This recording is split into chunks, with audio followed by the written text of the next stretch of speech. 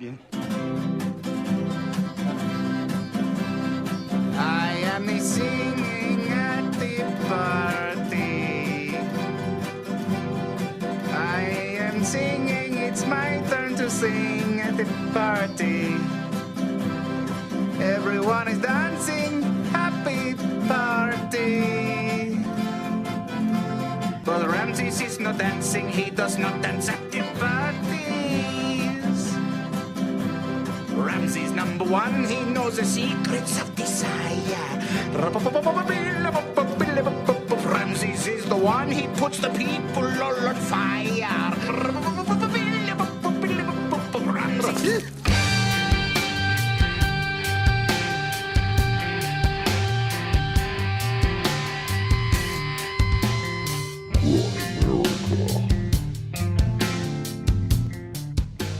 So, John, are we saying then, is Scotty saying that the guy in the back in the porn is Moses? Yes. Yes. Ah, yeah, okay, I figured it. And his eunuch.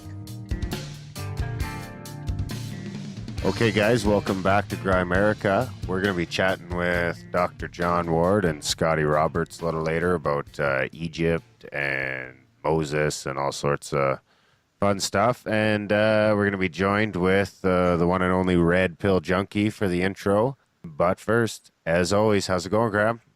As always, I get nothing left of the intro to talk about. Put it out. Sorry, dude. Next time you can do it. Hey, I'm doing good, man. Sweet. How you doing, Red Pill? Good to have you here. Pharaoh, let my people go. Sorry, lads. Trying to get the people, the audience in the mood for the thing. For the Moses stuff they're going to hear. Yeah, it was a good interview with coming up on this episode with Dr. John Ward and Scotty Roberts. And we may actually be able to have them on directly from their Exodus reality tour in Egypt. Oh, yeah, it was a lot of fun. Great. It was a lot of fun, actually. One of the funner ones. We had to stay up late. That must be why we had so much fun. We were both probably overtired. Yeah, maybe. I think we started at around 11 o'clock at night. Yeah. And then bullshitted for a half an hour before we finally got to interview. Yeah. Imagine if you have had someone like John as your history professor in high school. Yeah. Wouldn't it would have been I would have like actually taken greatest history. thing ever. I went through geography just to breeze through it, I think. Yeah, it was brutal. Geography, just learn how to read the atlas. And we had the teacher that would do the same exam for like 5-10 years in a row. So you just had to talk to whoever was in class last year and get the exam off them. Oh God, I really shouldn't complain because I actually had a pretty awesome history teacher, in high school. The kind of person who will just talk about the subject, like it was some kind of like a story, right? Because that's what history is.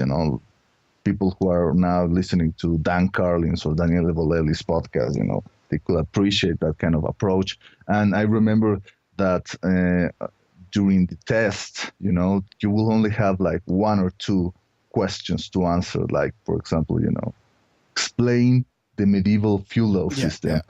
Yeah. Only that. But you knew that you have to at least fill like 3 pages full of data, and names and dates and all that. It was good. I Before always the loved internet. history. See, I didn't like history when I was younger. I just all the memorizing all the dates and all that History was stuff. usually my favorite. I had a good history teacher in high school, too. But now I like it. I've always enjoyed And it. part of the reason is Nice. Dan Carlin's hardcore history. I didn't even know that there was aliens in the history when I was in high school. And I would have been extra fucking interested.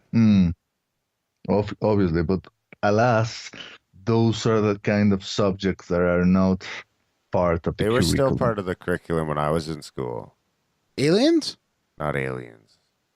History. Oh, history. No, yeah. So, so Red, you were on the Paracast. We mentioned it on the last episode that just came out. So since then, you've actually been on. And how was your experience? How'd it go? Oh, it was really pleasant, discussing things with Gene and Chris. at first I was kind of nervous because I know that in the Paracast they like to make, like we discussed earlier, they like to make tough questions to their guests, but it really wasn't that at all. It was a really nice chat with Gene and Chris. We had a lot of fun. It hasn't been uploaded yet. I think it will okay. be I thought I was next behind week. on it. No. Yeah, it was pre-recorded. They were very accommodating with my schedule because, as you guys know, I have a day job, so recording here for their live broadcast wasn't an option at this moment. So we pre-recorded the show on a Saturday morning, and it really felt, the 2 hours Oh, that's good. came and I went think in a that breeze. when they're challenging people, it's mainly when their guests they're selling something. They're selling a theory or they're selling a hypothesis. I mean, I could see it just being super casual with you because you're just in there with an open mind, like them looking at everything. Yeah, exactly. I mean, I have zero answers to give about any paranormal phenomena. You can imagine. I have zero answers. I don't have. I mean, the more I know about these subjects, the less I understand. So I have zero answers, and I only hope that I'm making the right kind of questions. Cool. Is there any highlights from it at all? Yeah. That I cannot remember right now because right now it's pretty late. But Gives you a bit of a blur too, when you fly through something like that. It all blends together. Yeah, exactly. And they made me, they asked me some of the questions that were put on the Paracast forum. And obviously, due to time constraints and all that, not all of the questions submitted were answered during the interview. But as I wrote today on the forum, after the show is released, I will be more than happy to answer all the other questions that weren't directly answered during the interview. Yeah. Huh? Did you get interrupted a lot? No. Nothing at all. Yeah, there was no problem whatsoever. I really feel that we got in a pretty awesome, there was a rhythm in the conversation, right? Well, if it wasn't live, I guess they didn't have to sneak in any commercials, right? There were the typical interruptions, but another thing that I made sure to do was that I used my smartphone, with a timer to see, to try to check when the 10-minute period of the That's a good idea. will end, So I will, I think it's a good idea, so if you are going to enter into a long-winded answer something, you said, okay, so maybe I'll either be brief or I'll try to get back to it after the return to the commercials, right? Wow, I wouldn't have never thought of that. I just go to the commercial house. I'd be the guy that has to get cut off. Where they like try to butt in a couple times, and I'm not paying attention. Yeah. Yeah. Well, I guess it's different in different programs, right? Like for instance, after I talked to the guys from the Paracast, I also talked to our friend Micah last Sunday on his Micah Hanks program, and he also has to respect the commercial break, but he's like very very casual about it. He will start speaking about something, furthering the topic, and then he will let you know that you're about to go to the commercial break, So, I don't know. He has his own method for that. You got any juicy tidbits for us? Well, I have a few. Keep in mind, though, that we're recording here on a Tuesday night, so, it's still too early in the week for any of the juicy 14 red pills that get piled up by the end of it. One of the most like weird thing is that, oh, where do I keep it? Okay, so there were a couple of news involving the Catholic Church and the Pope. One of it was that a reliquary containing the blood of the former Pope John Paul II was apparently stolen on a remote church in the mountains in central Italy, and the authorities believe that it was taken by some satanic group, who are intending to use the blood for their rituals. The blood was taken? Yes, the reliquary apparently had a piece of cloth stained with the blood of John Paul. I think that during that day when Mehmet Ali Akka tried to kill him on the St. Peter's Square. Wow. Do you guys remember that day? No, when was that? I think it was in 1980 or 82. John Paul dead? No, He's he still was alive? almost killed. He was almost killed. So he's still alive today? No, man, he has been dead for at least 5 or 6 years, That if is not weird. more. So Maybe they're cloning him. no. But I mean, this extraction from the blood isn't for me as interesting as the events of that particular day, because the man, after the assassination attempt, was convinced that the Virgin of Fatima intervened and saved his life. I don't know if you guys are interested or know anything about the Fatima apparitions in Portugal in 1917. Yeah. Hundreds of thousands of people, right? Yeah, I mean, Jacques Vallée, even in his books, he gave the opinion that the Fatima apparitions were one of the most important ufological events in human history. Of course, he, like some other researchers, thought of it not as a religious event, but as an anomalous event that was later, like, maybe hijacked or exploited by the Catholic Church, in order to, like, they painted the events according to their particular worldview, right? Yeah.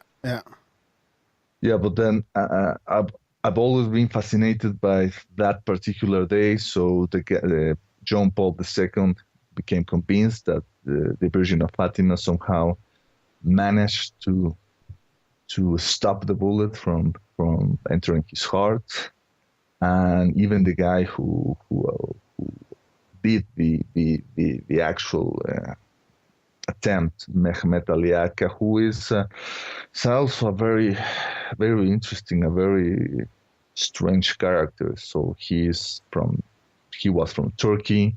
He was part of this subversive group, and really to this day, there's still a lot of unanswered questions about that event, because no one really knows who was actually pulling the strings behind Ali Akka. Some people pointed fingers to the KGB, to the Russians, because they weren't really too enamored with this Polish Pope who was, came from a country, still under the rule of the Iron Curtain back in those days. And some other people even go as far as to blame even the CIA or some American organization, because they knew that after that, the Pope will be even more anti-communist. And, well, there's no denying, that after that, the Pope believed that he needed to consecrate Mother Russia, as it were, consecrate Russia to the heart of the Virgin Mary, in order to end communism, who he obviously saw in his worldview that communism was applied on humanity. And well, 10 years after that, guess what? The Gorbachev enters into the arena. He starts perestroika, and the Berlin Wall falls, and the Soviet Union ends. So there's a lot. Yeah. So there's a lot of really, who knows what actually happened, and maybe there were some kind of unseen forces behind the curtain. But there's no denying that fateful day, so many years ago, changed the course of history. That was like, what, 1917 or something? Yes, it was from May 1917. The last one was October 13, 1917. So the apparitions first started with these little 3 shepherd kids. The oldest of them was Lucia dos Santos. She was actually the only one who could actually hear the voice of the Virgin Mary. The other kids and the other witnesses will only hear, and this is very interesting, guys. Like, they will claim that they only hear like a sound similar to the buzzing of bees.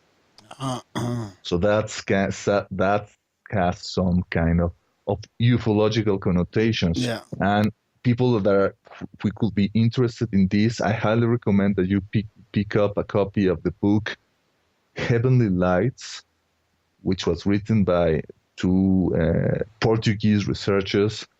One was Joaquim Fernandez, and the other was... That's okay. We'll link to it in the show notes. Thanks. Yeah. Thanks. So, Chica Bruce is right now is probably screaming at her iPod because I forgot. Pina okay. Armada. Pina Armada is the other writer. There you go. So, can you... I want to get back to that fucking bloodstained cloth? No, the app we were talking about before we were recording. Okay. The fucking, what was it you were talking The Global Coherence Random Number Generator app? The not alien contacting app. The other one. Yeah, it's the collective consciousness app. Why, are you thinking that if Fatima happened now and we all had that app, that there'd be like some major... No, not totally unrelated. That was just a bad segue. Okay. So I do need... Is there a connection with that and the bloodstained cloth? I just want to clear up that before... That's right. So the blood was apparently taken during that assassination attempt. Okay. Yeah. And you what are they going to do with it? The people who robbed it, who knows? But the people who were keeping it in that church, well, they were keeping it as some kind of a Catholic relic. You have to keep in mind that Pope John II is about to become a Catholic saint in next April. It's weird how you just become a saint like that. You do a lot of good to be a saint. No. But then people pray to you? People ask for your intercession. So the idea of the Catholic saint is that these guys, are so close to God that if you ask them, for a favor or something, you're in need or something, and they're like spiritual middlemen, if you know what I mean. They got the juice with God, kind of. Exactly. They have the connections, man. You know what I mean? So instead of you going for the top guy, up above, you go with the middleman. You ask for, you even bribe them, because that's what actually Catholics actually do. You pray for them and say, oh, if you do this for me, I will make an offering or something, or I will go to the church and I will put a frame on the church wall, depicting how you helped me, with my problem or something like that. It's very strange, In Mexico, you see the way people idolize, because that's actually the name you should give. They idolize saints. The Catholic Church, they call it veneration, but it's just fucking semantics. So what the Spaniards did is, when they only switched the heathen Aztec idols, from the people, they only replaced them with their Catholic saints, and the people kept doing the same thing. They will keep doing their rituals, make them offerings, of food and drink and whatever, and that's happening to this day. So it's kind of strange, It sure makes a lot of sense when you're still in that kind of mindset, when I was still a Catholic, I could barely understand why you will try to pray to a saint, but now it all really looks coming like, clear. yeah, it's nothing but veiled polytheism, Yeah. So you have the main god, who is God. Yeah. You have the lesser gods, who are Christ, Jesus, and his mother, the Virgin Mary, and below those, all these demigods, the saints, which are the saints. Yeah. Exactly. So it's basically the same thing. Yeah. And then you have, even below that, you have the...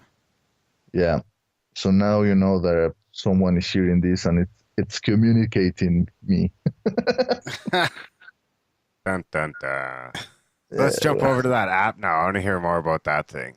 Okay, let's go to the app, the Collective Consciousness app. It's something I wrote about last week, because our good friend Chris Savia, who is managing the Twitter feed for Anomalist News, wrote about it for Who Farted. And when I read about it, it blew my mind, and I said, "Fuck yes, this is awesome." So this is the idea that you guys are you guys aware of the Global Consciousness Project? Is that the one at Princeton, though? Like the Princeton one, or the Global Coherence Initiative? Because there's a couple different global consciousness type things. Yeah, I guess there's more than one, right? So I think that the Global Consciousness Project was being run by Penn State University. I'm probably speaking out of my ass here. So, well, anyway. Well, it's the meaningful correlations in random data, right? Is what's on here. The Global Consciousness Project. That's probably the one. So the gist of the Global Consciousness Project is that they use what they call random number generators, or RNG. These are fairly sophisticated machines that are always releasing strings of zeros and ones. But the idea is that the strings of zeros and ones are completely random. So the idea behind the project is that after some very important and meaningful event happens in the world, for example, I don't know, 9/11 in 2001, or the death of Nelson Mandela, or whatever, Justin Bieber getting arrested? Maybe even that, I mean, I saw that in Fox News. That is far more important than interviewing a congresswoman or the NSA. Forget about the State of the Union, and let's hear what happened with fucking Justin Bieber. Did you see that one, Darren, at all? Justin Bieber? That interruption? No, when they were doing the news interview, and I don't talking watch about this real serious NSA stuff, and then, well, it was flying around online, obviously, as a clip. And then they go, "Oh, hold on!" They interrupt them, and then go, "Wait! We have breaking news!" And then they go to Justin Bieber getting arrested. Nice. Yeah, it's classic. It was I did see classic the picture example of what's going on. Him beside Miley Cyrus and asking if they're the same person. Yeah. But getting back to the app, guys. So the app is basically turns your phone into a random number generator? Basically, that's that, because to the most of the quote unquote random number generators are not actually that random. So there was always some kind of skepticism whether those kind of global events will actually cause a detectable effect in the stream of randomness in those machines.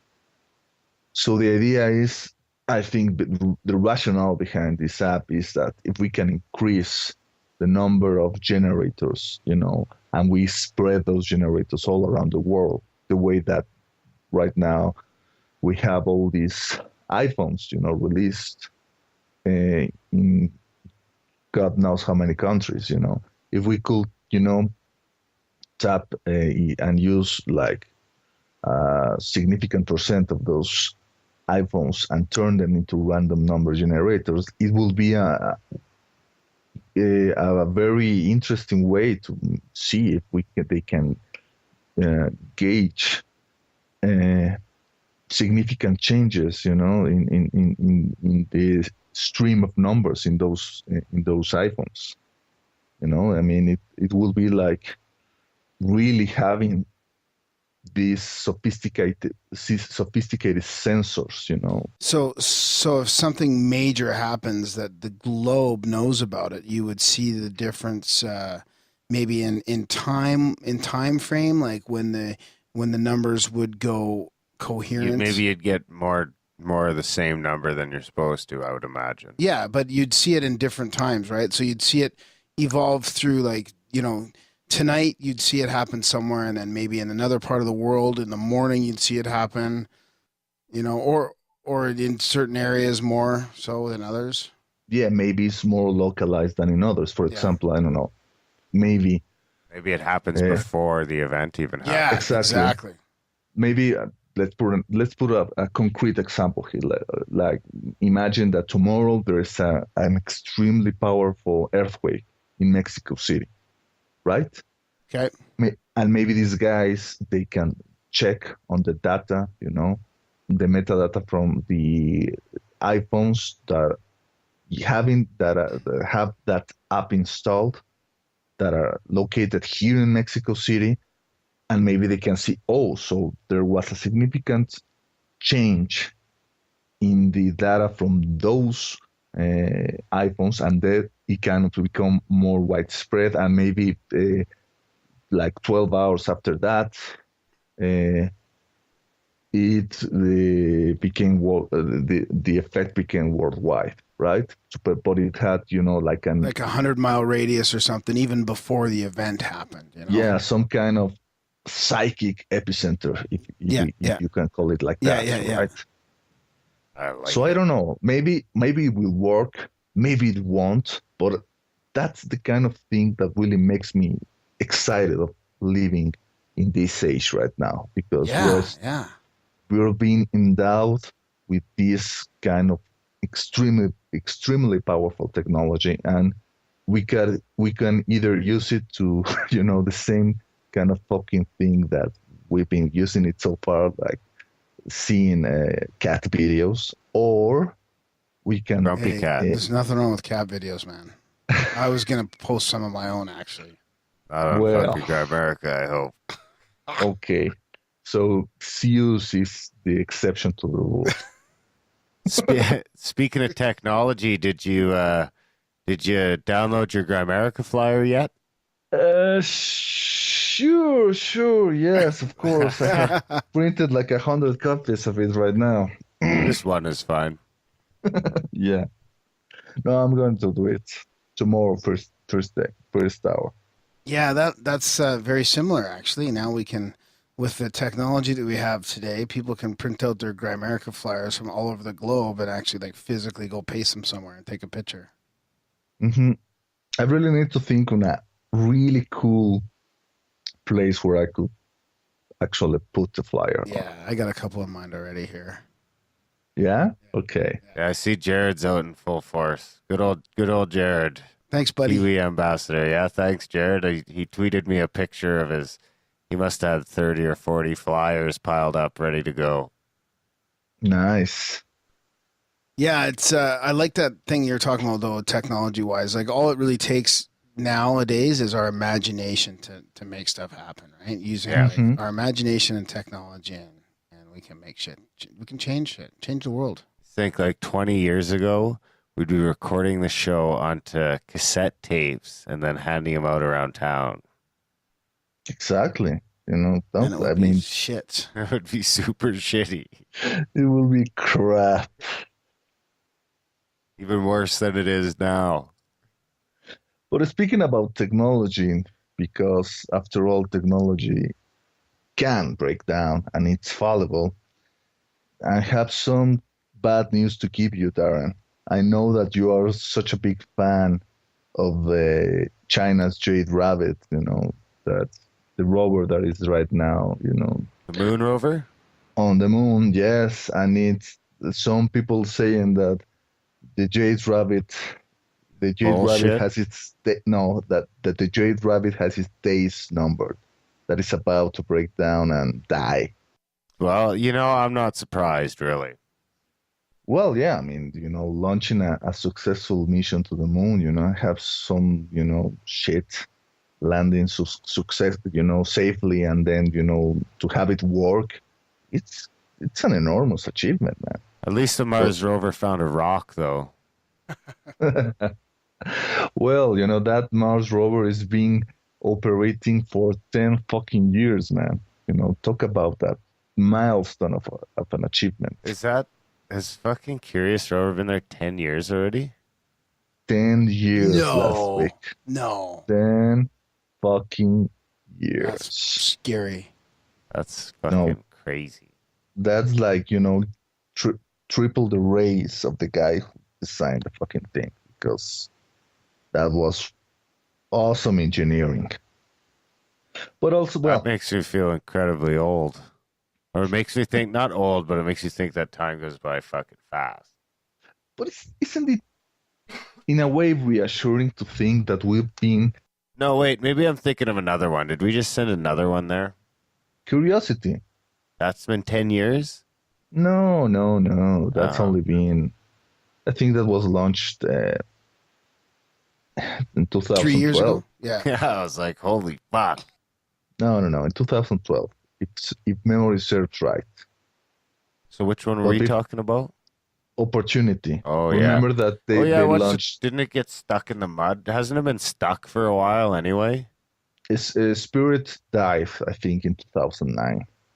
Yeah, I thought the other one was stuck in the mud. Is it still rolling around? I remember watching a documentary where it was showing like the fucking hard fucking deal that this fucking little fucking rover has had, and he just keeps miraculously getting out of all this one situation after another. Like, Yeah, that'd one be a of good the- sitcom. Is one of it the wheels? It's no longer working, and it has a lot of problems. Just been going around in circles for a couple of years. Yeah, poor thing. No, And then it it's found a been- rock. drilling a hole in the ground. I think it has traveled. There's this map that is shown in one article that was posted on NBC News, showing how much it has traveled during all these years. And it's just several kilometers, man. I mean, like at least 20 or more. I go farther than that every day. Obviously, man, but you won't be able to survive one single fucking day, in Mars. We'll see. So guess what? Speaking of Mars, You got rejected? I got some disappointing news for you Oh, guys. no. Yeah. No! I didn't even make the first cut. Really? Yeah. Did they say why? No. You know what they did? You know what they said? They advertised about, astronauts have to apply more than once to actually get selected. Real astronauts. So you're going to have another chance to be. So I think what they're going to do is go after everybody for another round of money. So, what are This they shit saying? has scam written all Yeah. over it. Jesus, so these are the Martian pimps. Yeah. Yeah. No, we Yeah. didn't. We want to see who's more tenacious. Yeah. Send your application in again, and we'll give it another. This time go. it's only $30 if you already tried once. Yeah. This is like the MY business model to get to fucking Mars, man. You know, the Tupperware model. it's the fucking pyramid Martian scam of all times. Yeah, that's funny. More and more. God You got. damn it. I think I'm gonna have to go back a few episodes, but I'm pretty sure there's an episode back there somewhere where I'm telling you that you were getting scammed out of your money. Oh, I'm sure that was in every episode back then. Probably. Every single fucking one. So we want to talk about having another Passport Grimerica episode. Yeah, actually, yeah. So yeah, guys, download your flyers. We see a bunch already, so we appreciate it. We got no pictures coming in yet, but I'm sure we'll get them soon. Go to grimerica.ca/flyer, and you can download it right there. Yeah, Passport So what episode. the winner will be in the Passport episode? No. Well, we'll get the winner something probably. We'll see who wins, and then we'll see what they want. Maybe a T-shirt or a sweater, or a hollowed out book, A romantic date with Ram. a Graham calendar. Yeah. You know, with seals covering his. Zeus. That's terrible. Poor Zeus. He'd be traumatized. No, yeah, we're gonna plan another Passport episode, maybe for the end of February or mid-March sometime in there. Yeah. We'll give you guys a lot of lead time on it, so you guys can basically just start emailing us if you want to get in on it, and we'll pick a couple nights. We can schedule a few calls in a night, and we'll put it all together into an episode. Yeah, and we'll just have people like sort of like a call-in thing, but we'll be calling you kind of thing, and then we'll just talk about your favorite strange topics or what you whatever you guys want to talk about. Yeah, exactly. The kind of thing you'd normally do live, but it's kind of tough in the podcast format. So we've got the power to spread it out over a few days and get in touch with people. So that's how we're gonna do it for now. Awesome. But I think that should about do it for this intro. We got our chat with Scotty and John coming up next, of course. Next week, we'll be talking with Daniele Bolelli. That's a great chat. You guys will enjoy that. But thanks for coming on, Rad. Anytime, guys. Always a pleasure, and see you next week. Yeah, we'll see you soon, buddy. Thanks a lot. Mm-hmm. Okay, guys, enjoy the interview, and we'll pick you up on the other side.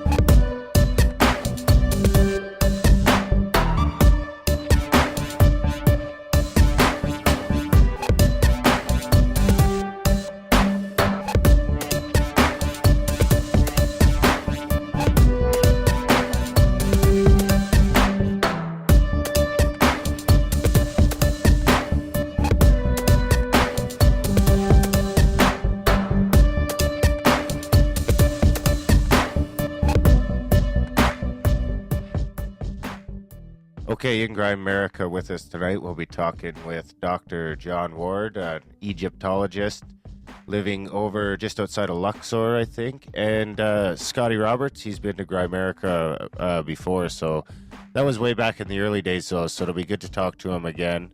But first, as always, how's it going tonight, Graham? Hey, Darren, I'm doing pretty good, buddy. Yeah, it's good to be here.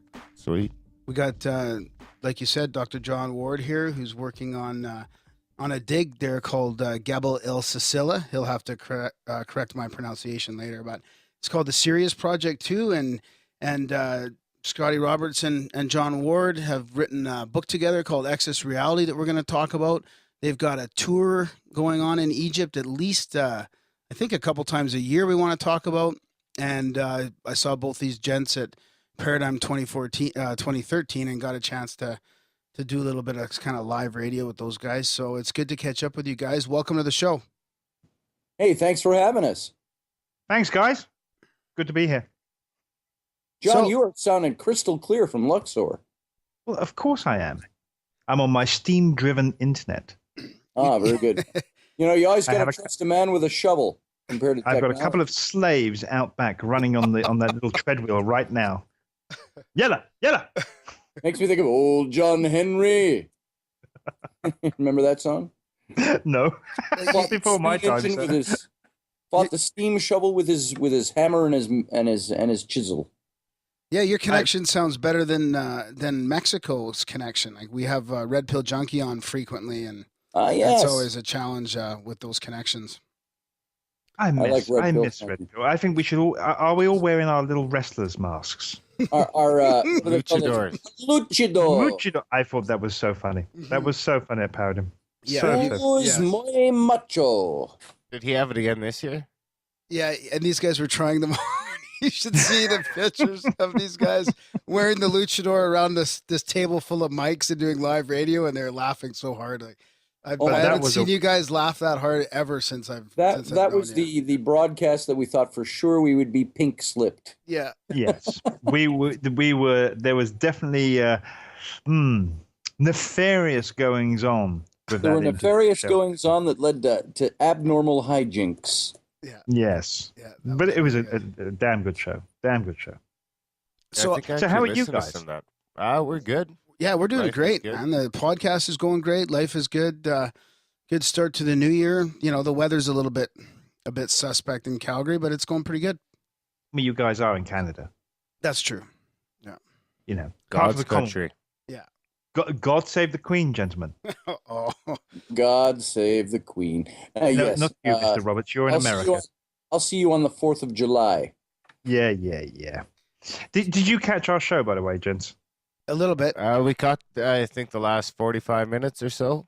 Did you Oh, catch right. the part where Mr. Sir Scotty Roberts had a dig at me for being British and colonial and a royalist? Well, he brought up the IRA, he brought up the Scottish debate, he brought up the Irish debate, the Welsh debate, the Commonwealth debate. I mean, I don't think there was actually one part of the British Isles that he didn't debate. And also a revolution in Irish cooking and cuisine yes. as compared to British blokes in England walking into a pub and ordering, "I'll have a pint of bitters and a fat sandwich, please, along with some bloody congealed head cheese." And Thank you shepherd's very pie. much. Fish and chips, isn't it? Fish and chips. Fish and chips. That's Why do you think Canada's never had a revolution? We're too big and there's not enough people here. There it is. I think it's It's because called- of the French. It's called Yes, that's why. it's called 2 people per square mile landmass. Yeah, I exactly. think Yeah. it's to do with the French. They realized they got it the Quebec's first time, always- they're not going to do it again. Quebec's always You know- fucking talking about leaving, but they never actually go. I actually wrote a story, a science fiction story for comic books back about, 15 years ago, based on the Battle of Quebec, when Robert Montgomery, colonial general, marched the colonial American armies up to Quebec, and they were going to take the fort at Quebec. So they marched the army all night long, and what should happen just before dawn? A blizzard hits. And the first thing that happened is all the officers take the men and they charge the fort at Quebec, and the officers in Quebec ordered grape shot to be fired out of the cannons.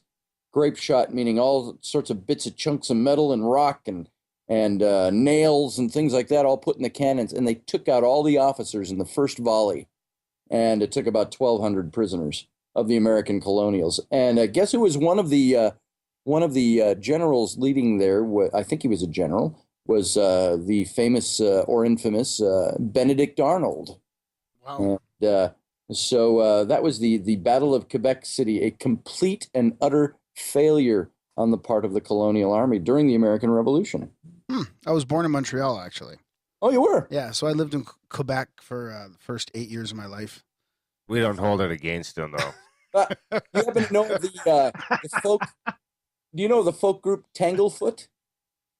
No, I don't think so. They're from up in that. I think Breton Harbor is where they're from, but they have a song that talks about World War I, Vimy, and they talk about spending the rest of his days in Montreal.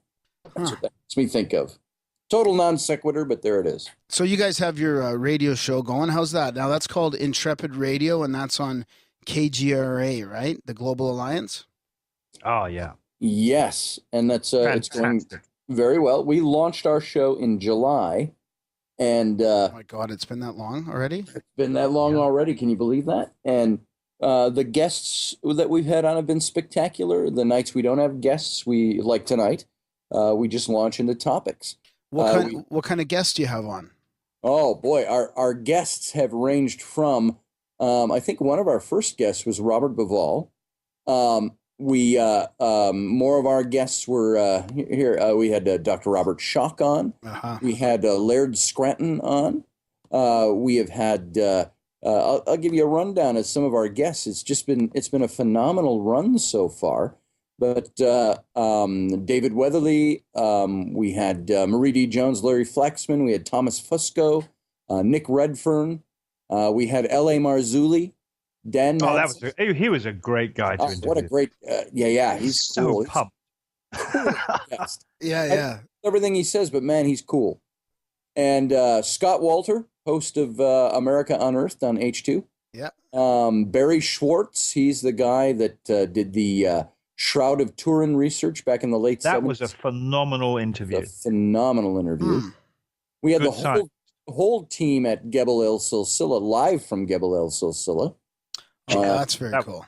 We had who else have we had on? We had Dr. Kieran O'Keefe. He was the resident skeptic, if you remember, on the Brit show Most Haunted.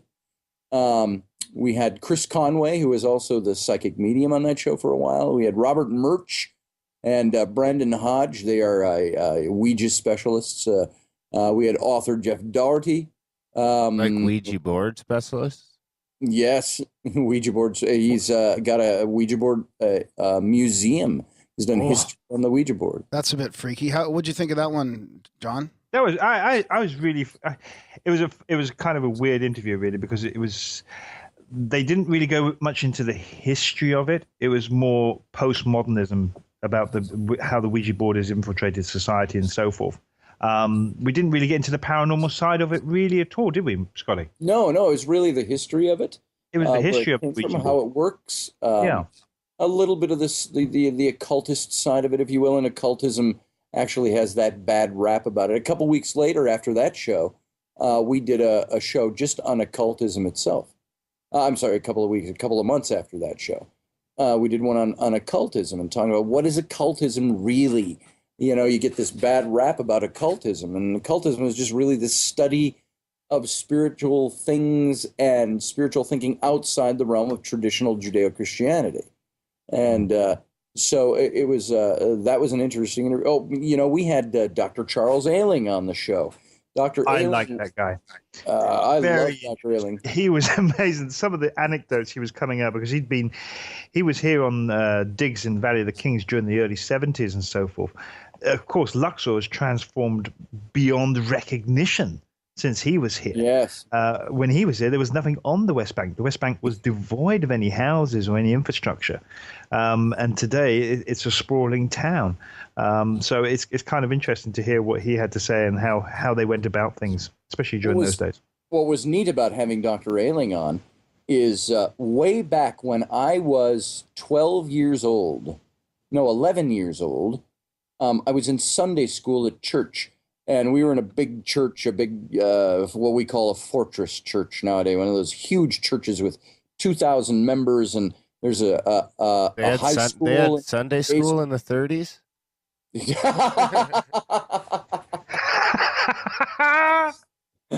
Well said. I will take that in stride. John, don't you laugh. You're catching up on me, old man. Sorry, Scotty, couldn't resist. I hear you. Well, I hope that was recorded. I'm sure it was, John. I'd like that as a soundbite. You have your laugh while you're eating your fat sandwich over there. Jealousy is such an ugly thing. Jealousy is ugly, yes. But Ailing was the guy. We had a Sunday school teacher, and he had all us guys in the class do little reports for the next week. And he gave me the Pharaoh of the Exodus. And they said, you should talk to not even doctor. You should talk to Chucky Ailing, I was told. Wow. Because he's been over there. And so I talked to Chucky Ailing. And he's about 15 years older than I am, thereabouts. And he was going through his doctoral studies at that time. And he gave me information on who he believed was the Pharaoh of the Exodus, which is what I've stuck with for almost 40 years, over 40 years now. And still wrong. He went, yes, and still aging. And he went on to become the president of the seminary where I attended. He has been the chair of history at Northwestern University, or the University of Northwestern, they call it, up here in Minnesota, for the last 25 years. He has been recently elected the president of the Near Middle East Archaeological Society. This man, he came on our show, and it was just fascinating to have an old friend who has been an old professor of mine come on the show and talk. And that was just a wonderful show. It was great to see Scotty so humble. Yeah. He humbles me. He is a man who humbles me. John, for all the joking we do, I have to say, John Ward is a man that, even though he is just a couple of years younger than I am, I see him as a man who is a mentor to me. There are elements of John that has, and don't laugh at this, almost father figure to me, as well as being my closest, dearest friend. He's a man who has taught me things that I didn't know. He is a man that I can go to John if I have a question on Egyptology, history, and John just knows. And I got to tell you, for all the joking we do, and the joking comes from, if you remember the movie Stand By Me, which came out about 25 years ago, they said, the narrator said, as boys, he says, the truest form of love and friendship between boys when I was growing up was to be able to have the best insult for each other's mothers. And so John and I, while we have that, pardon the noise there, I knocked something off my desk. The best thing about John and I is the joking comes from me, a deep love and respect for this man. And I hope that shines through the joking, or that the joking shows what utter respect I have for Dr. John Ward. And I love working with him and writing with him and traveling with him in Egypt. And now we're taking this tour in 3 weeks. We're bringing people over to do the Exodus reality tour. And it's just going to be, it's a phenomenal relationship, a phenomenal friendship. There's something from my old biblical training that always comes to mind when I think about John. It says, as iron sharpens iron, so does a man with his friend. Yeah, I could see that about John. Even though how the hell am I meant to answer all that? What was my comeback? It wasn't a question. I'm all teared up. Yeah? It wasn't a question. You don't even have to answer that. Yeah, exactly. Just take it. Just say thank you. This is why I respect John Ward. So I love you too, bro. I love you, brother.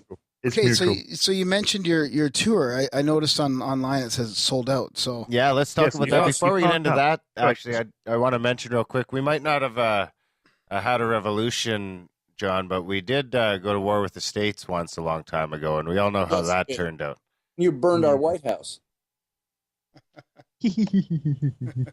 No, that's okay. Obama's doing that for you again. Yeah. Yes, he is. Oh, ching. Quicker than I thought, too. Quicker than I thought it was possible. You guys had to bring a whole army down. He did it all by himself. Yeah. Well, he's got a bit of help.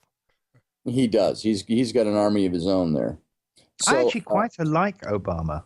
I think he'd be a great guy to have a beer with and arm wrestle him to decide who gets to pay the tab. He's probably a decent guy. But I think he represents political ideals and philosophies that if you think of Rush Limbaugh, and everybody either loves him or hates him, but he made a statement when Obama was elected, and he said, "I hope he fails." And everybody, there was all this hue and cry about it. And Rush got on his show and he said, let me explain that. He says, I hope he fails, because if he succeeds, I believe from my political philosophical standpoint, he's going to ruin our country. So he needs to fail, because if he succeeds, he will turn this country into something that it was never meant to be. And so I have always hoped he would fail at what not as a man, but at what he's trying to implement. And that's from my political point of view. There's going to be other points of view out there, of course, obviously. Do you think he actually has any real power, though, or do you just think he's more of an Illuminati puppet. Freemason puppet? That's the big conspiratorial question, isn't it?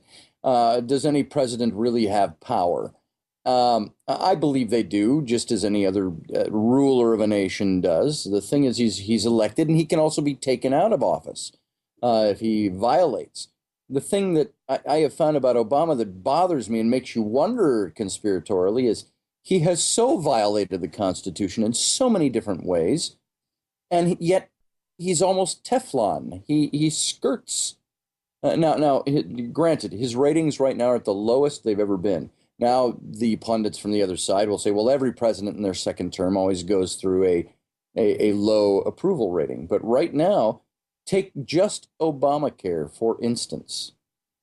His voter bloc, when he was elected the first time and the second time, was primarily built up of the younger people in the nation, kids who are 18 and older, and in college and so on. He appealed to them on many different levels, and that's how he won the election, I believe.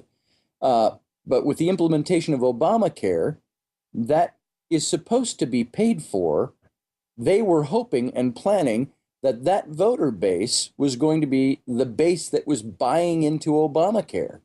And the majority, I think they were planning on over 65% of people signing up from Obamacare would be between the ages of 18 and 35. The problem is people between ages 18 and 35 represent less than 11% right now of people who've bought into Obamacare, and it's destroyed their prognostication so far. And they're doing everything they can to try to save this. And whereas, my main problem with Obamacare is it's unconstitutional. That's a states level thing, independent states. It is not a federal government issue. The federal government cannot put up a product that is in competition to another product and force you to buy it. Otherwise, if you don't buy it, you're taxed or otherwise penalized. That is a big no-no. And there's another thing, and I just have to say this. Again, it's a Rush Limbaugh quote, but I've used it and modified it. At the last election, he said, our nation can survive another 4 years of Obama. He says, what I don't think our nation can survive is a majority of the populace that would reelect him. And there is truth right there. So anyway, I tend to be somewhat conservative in my viewpoints. Wow. And, I look at Really? the whole White People House never- scene never as more test of like the entertainment division of the military-industrial complex. Like that. oh man, ain't that the truth? Didn't you tell these guys, Darren, that the one rule we do have in Grimerica is we don't talk about politics? Or? Well, it's fun once in a while. I wasn't talking politics. I was talking about my opinion. So what do you guys want to talk about? Okay, let's talk about your Talk about something 14-day serious. your 14-day like Exodus reality adventures, because I've been to Egypt. I spent a month in Egypt, and it was quite the adventure. I was with 9 other people that I'd met from all over. They were from all over the world that I'd met traveling around Israel. So, but I mean, seeing it like that with a group of sort of backpackers is one thing, but seeing Egypt with you two guys, it would be quite another. So, can we talk about that a bit? Yeah, of course you can. Sure, take it off, John. We're going to kick off in Cairo, starting, of course, with the Great Pyramids itself and the Sphinx and all the other sites and to see within the Cairo district, Saqqara and so forth. And bearing in mind, it's not your standard tour group, onto a coach, turn up, get your sandwiches out, listen to some guide whittle on from a guidebook and give you the standard blurb, and then get you back on after you bought a postcard or two, and then back onto the bus and take you to the next site. With us guys, it's probably very similar to yourself, Darren. You know, the old backpacker route. You know, it's get there. And once we're there, we're on our own. You know, you're going to have, as you know, Scotty and myself there with us. We've got Chris, the medium from England's Most Haunted, Chris Conway. Ah. We've also got our own guide, Egyptological guide as well. Now, we have to have one of those along with us anyway. That comes as the by. But the guy that we're having, he's a little bit unorthodox, shall we say. He thinks outside the box, so that's going to be kind of cool to listen to what he has to say. But at the same time, also, what we're hoping to do, arrange at most of the sites, is that we're going to have our own on-site specialists who are actually from the site themselves, and they'll be able to give us their point of view and the actual historical points that are prevalent to what we're discussing ourselves. You know, it's not going to be. We were quite frightened when we started this, I must admit. To be honest with you, Darren, we were quite frightened that it was turning out to be some kind of like some biblical Bible study group. And we wondered if that's what was being perceived. And we tried to steer away from that because that's not what it's about. You know, Scotty and I were going to retrace our footsteps in our original expedition that we carried out last February. But what we're looking at is the history that pertains to our characters. But at the same time, of course, take in the history of Egypt itself, its culture, and all the way right back. You know, we're going to be going to Silsila, and Silsila will be able to travel back 10,000 years. So, you know, it's not just the Moses character and Exodus reality, our book, per se. Right. That plays a major part of it, of course, but it is also the entire history of Egypt. You know, we're going all the way from Cairo, and we're going to be ending up in Abu Simbel down on the Sudanese border. Yeah, that's amazing there. Oh, it's an amazing place. But I'm not going to give too much away, but there is a special surprise in the offering for our guests with regards to Abu Simbel, which they're not aware of. And so I'm not saying any, just in case one of our guests may be listening. Okay. So I don't want to say anything there, but there is a special surprise arranged there. And we also have a special surprise arranged for Serabit El Khadim. Even Scotty doesn't know about that one. Really? I don't know about it yet? No, you don't know about it. It's a special surprise that me and Little Mo are putting together. And Little Mo is our right-hand man over here and our producer of Intrepid Radio on KGRA. Oh, very cool. And, no, in all seriousness, it's going to be a phenomenal trip. Phenomenal. And did you say you get to go by Gabel El Sicila too? And you're going to stop there? We're taking the Dahabia, the old sailing boat. We're going to start in Luxor, and we're going to sail down the Nile, stopping. Hopefully, we're going to have time to stop at Esna. There's one temple I really want Scotty to see, and the rest of the group. It was. It's completely surrounded by the village, or the town, I should say, of Esna. But the main thing is that the town sits on its roof. And that's how deep the dirt and debris has gathered over the thousands of years, that the actual modern-day town, which is mostly made of mud brick, by the way, is at the roof level. So you have to climb all these stairs to get down to the actual the original ground level, this original courtyard. And in this courtyard is a beautiful old kanisa, a church, for a better word, the remains of. And then you've got the temple itself, which is a beautiful temple. So I'm hoping we have time to stop there. Then we're off to Edfu, and we've got Silsila, and then Komombo. And then we'll stop off in Aswan, and we'll be at Philae, Elephantine, the Unfinished Obelisk, some of the other quarries as well. And then down to Abu Simbel to see the statues of Ramesses II.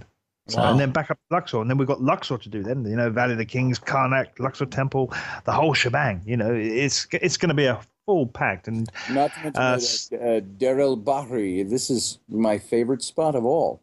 Yes. I got to tell you, historically speaking, and maybe this sounds a bit Pygmalion-ish, although I didn't create her. Hatshepsut, I am thoroughly in love with Hatshepsut.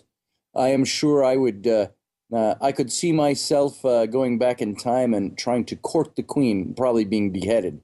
But Isn't she the one who used to wear a beard? And not the fun kind of beheaded.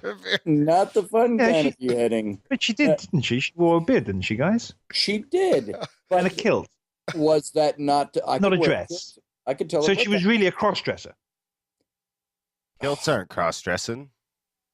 She. I wore a kilt to my high school prom. Yes. John has something about kilts. I'm bringing my kilt on the tour, by the way, and going to wear my kilt on tour. So But I do agree with you, though, Scotty. I can see where you're coming from there, brother. Yes, and frankly, and I haven't mentioned this really on air at all, but I'm going to be taking the research that I did for John's and my book, The Exodus Reality, and writing that as a fictional trilogy of novels. And we've got a good agent, a phenomenal agent, both John and I do, with Italia Gandolfo. And we're hoping to see this this series of fictional books. And mind you, this is not going to be your Sunday school fare, but I'm going to take my candidate for Moses, Senenmut, who is under the reign of Hatshepsut when he was in Egypt, and write that story in a fictional setting. So I can fill in a lot of the blanks with fiction, and hopefully make a pretty intensely entertaining, yet informative set of fictional books. And Would it be erotic? Yeah, I was going to say, it must be like a bit of a love story too, right? there will be, Yeah. Because, well, Senenmut was somebody who you just stop over there. Yeah, baby. Yeah, baby.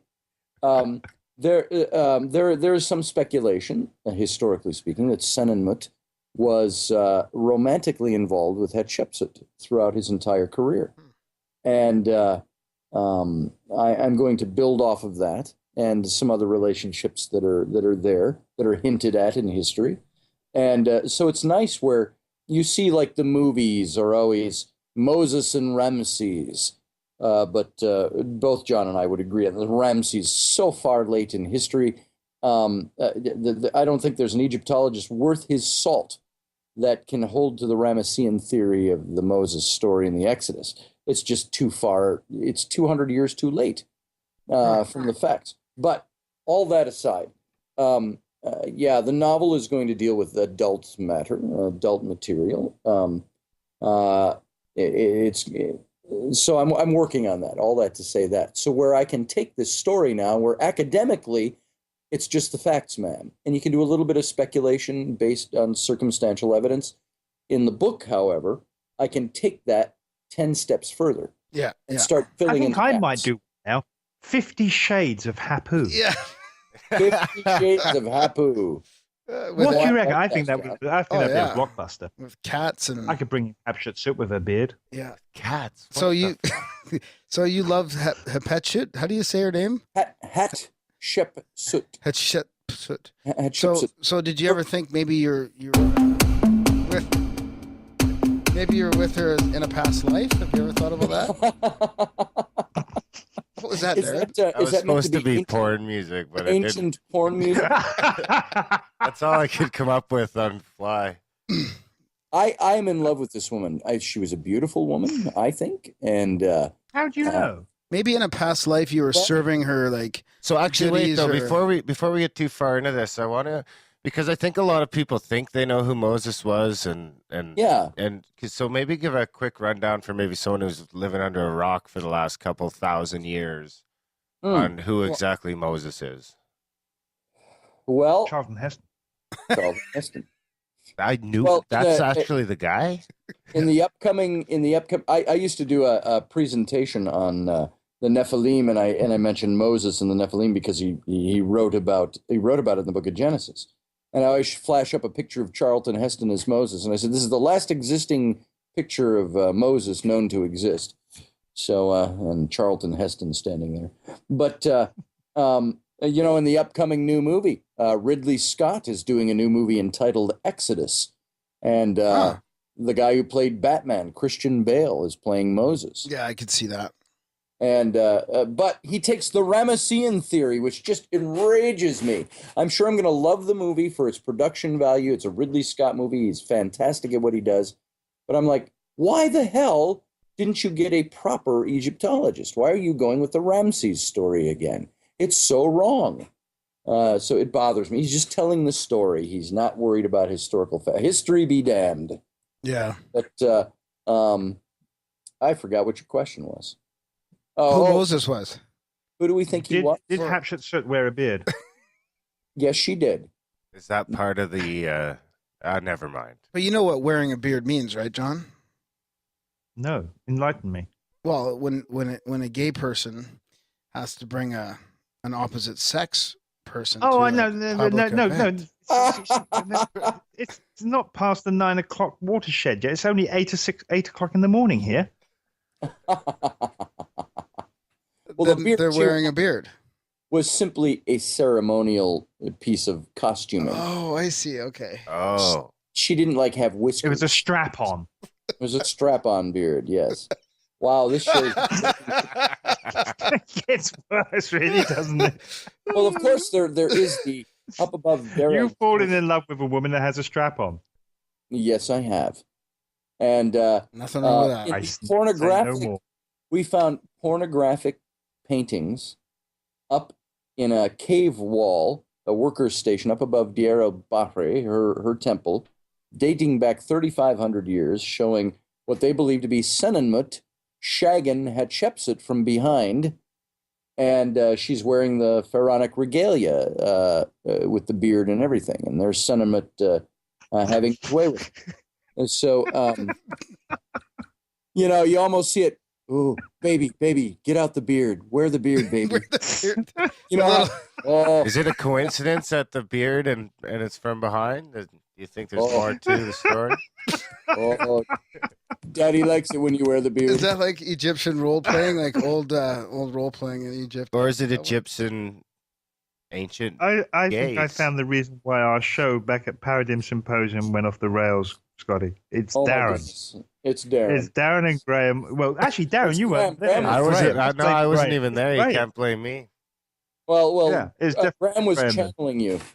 Yeah, Yes. definitely. I Well- should have hired what the fuck do you call it now? Where you send a surrogate? I should have hired a surrogate with an iPad.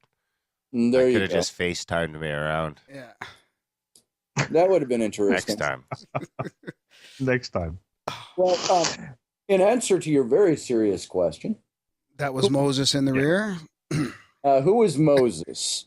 Now, we all know him from the biblical stories. He was the guy who, his mother, the slaves being killed, slave children, his mother sent him down the Nile in a basket. The Pharaoh's daughter finds him, raises him in the palace. He murders an Egyptian at age 40, flees to Midian. 40 years later, has a burning bush experience and sees God there. And God tells him to go back and deliver my people. He goes back, plagues, Egypt, Exodus, parting of the Red Sea, the giving of the Ten Commandments, wandering in the wilderness for the next 40 years and dies. Establishes the nation of Israel and creates Judaism. And that's, in short, who Moses is in the Bible. And he is upheld as a great prophet in Islam, and also so the three major religions of the world, Christianity, Judaism, and Islam, all uphold Moses as a great prophet and a great man, and the great lawgiver. Wrote the first 5 books of the Bible. And now, if you go into what John and I wanted to find out, is there's so many theories out there, but we both have theories on who this man really was, because the biblical accounts are very obscure and very vague. Egyptian history has 0 mention of Moses and the Exodus. And you'd think, with such great events that have moved so many people in different religions over the thousands of years, that Moses, there would be some record of his existence. And other than the Bible, there is no record of him existing that we have found yet. You can find secondhand information that seems to imply a plausible character for Moses, but that's where you get into as many different theories. And John and I even have 2 different theories on who this man was in Egyptian history. And we've set about in this book to establish them. And our theories are divided by about 80 to 90 years on time in the 18th dynasty by two different men. Mine happens to be Senenmut. And I believe Senenmut was, if you take the biblical dating system, and this is the hinge pin for me, is that the Bible contains efficacious history. It's not, I hear so many people poo-poo the Bible because, oh, you can't trust that because it's the Bible, it's a book of faith. And I say, why can't a book of faith or a collection of books of faith contain accurate history? And they're finding more and more biblical archaeology is being done that seems to establish the historical efficacy of the Old Testament. And with Moses, there are hinge pin dates in the Old Testament. There's you jump way up into the time of Solomon, the king, the son of David, in Israel, and he builds the first temple in Jerusalem. And while there's even dispute over the Davidic monarchy and whether even Solomon existed, there is even disagreement over whether the first temple existed. But this is when you get into who is a biblical minimalist versus a maximalist, if you will. And those who believe that the temple was built by Solomon all place it in the mid-10th century BC. It's during and they come with the median date of 966 BC as the date of the founding of Temple 1 in Jerusalem, where the Dome of the Rock stands today in Jerusalem, and the remnants of Herod's temple at the Wailing Wall, which was actually the third temple that was built. And so you take that verse in the Bible, it says, on the day that Solomon dedicated the temple in Jerusalem, it was the 480th year since the Exodus. Now, if indeed Temple 1 was founded right around 966 BC, and if that historical record is accurate in the Bible, it's a rounded up figure more than likely. They didn't say 467 and a half years and 4 months. They said 480 years. You end up with roughly 1445 to 1446 BC as the date of the Exodus. And if Moses was indeed, as the biblical account says, 80 years old at the time of the Exodus, that would place his birth around 1526 BC. Now, the big question then you ask, you have to go to Egyptian history. Who were the pharaohs on the throne during that time? But then you have to deal with the fact there's 5 or 6 different chronologies of the kings that skip all over the place. So if you use the accepted Oxford chronology of the Egyptian kings, you end up with roughly the time of Senenmut and Hatshepsut, and the pharaoh of the Exodus being her stepson's son, Amenhotep II, in 1446, as the pharaohs who reigned during the life of Moses. So Moses would have been born in 1526 during the first year of the reign of Tutmosis I. The pharaoh's daughter, according to the Exodus account, was who found him. They never name any of these pharaohs, never name her.